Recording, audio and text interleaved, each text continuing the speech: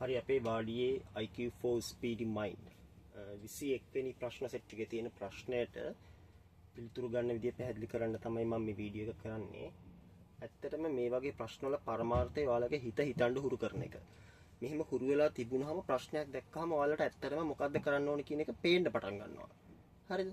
හරි. අපි බලමු ප්‍රශ්නය කොහොමද මේක निराකරණය කරගන්නේ කියලා. පොඩි අධ්‍යයනයක දෙන්නකෝ. මේක ගානක ඉදීම දීලා මෙහෙම ABCD කියන අගයන් ටිකක් දීලා තියෙනවා. ඒ ටික මම ගාන ලියාගෙන නැහැ. මෙහෙම දීර්ඝ ගුණ කිරීමක් තමයි ඔයාලට දීලා තියෙන්නේ. දීර්ඝ ගුණ කිරීම ඔයාලට මතකනේ මෙහෙම. කොහොමද දීර්ඝ ගුණ කිරීම කරන්නේ? 11 ගුණ කිරීම 12 දීර්ඝ ගුණ කිරීමෙන් කරන්නේ කොහොමද?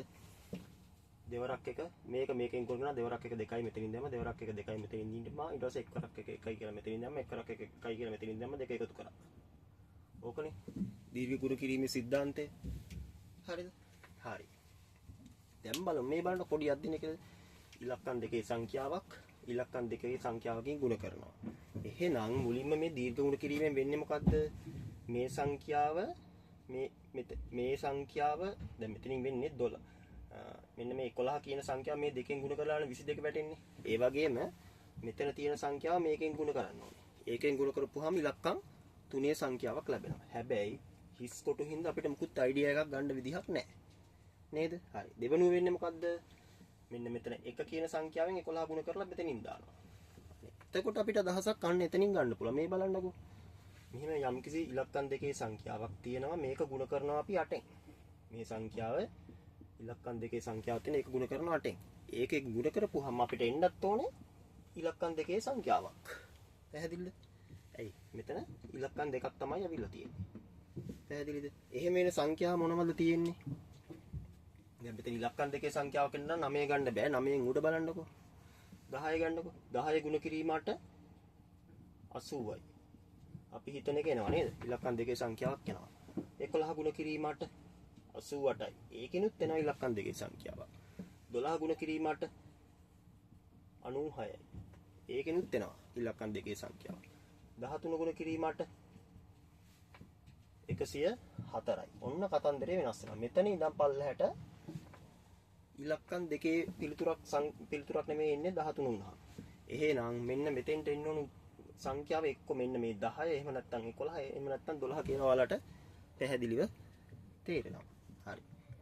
හිතන්නකෝ මෙතන 10 මෙතන එක්ක 10 එක්ක 11 එක්ක 12 කියලා ඔයාලා දැන් හොයාගත්තා මෙතන තියෙන සංඛ්‍යාව. එතකොට මෙතන තියෙන සංඛ්‍යාව මොකද්ද වෙන්න ඕනේ?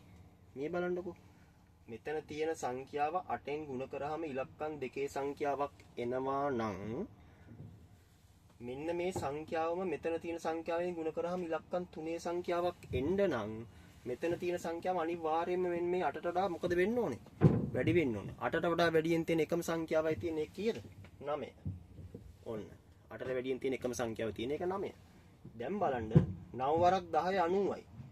9 වරක් 10. මෙතන දැන් 10 මෙතන තියෙන 10 කියලා මං හිතුවොත් 9 වරක් 10 90යි. ඉලක්කම් 3 සංඛ්‍යාවක් එනවද? නැහැ. 9 වරක් 11 99යි. ඉලක්කම් 3 සංඛ්‍යාවක් එනවද? නැහැ. 9 වරක් 12 අන්න 9 වරක් 12 කීයද? 108යි. 12 ගුණ කිරීම 9 කීයද? 108යි. අන්න ඉලක්කම් 3 සංඛ්‍යාවක් එනවා. එහෙනම් මෙතනට 10ක් නෙමෙයි 11ක් නෙමෙයි 12 කියලා ඔයාලට තේරෙන්න ඕන. එහෙනම් 9 වරක් 12 108යි 8 වරක් 12 කීයද? 96යි. මේ ටික එකතු කරපුවාම 8යි 6යි. මෙතන ඉලක්කම් 4ක් තියෙන්නේ. අමතක වුණා 10යි. හරිද? දැන් ඔයාලට පුළුවන් A වලාගේ කීයද? A වලාගේ 1යි, B වලාගේ 2යි, C වලාගේ 9යි, ඊට පස්සේ D වලාගේ 0යි, ඊට පස්සේ අන්තිමට E වලාගේ අහලා තියෙනවා 6යි. ওই විදිහට ওই ප්‍රශ්නෙට උත්තරේ බොහොම පහසුවෙන් ඔයාලට ගන්න පුළුවන්.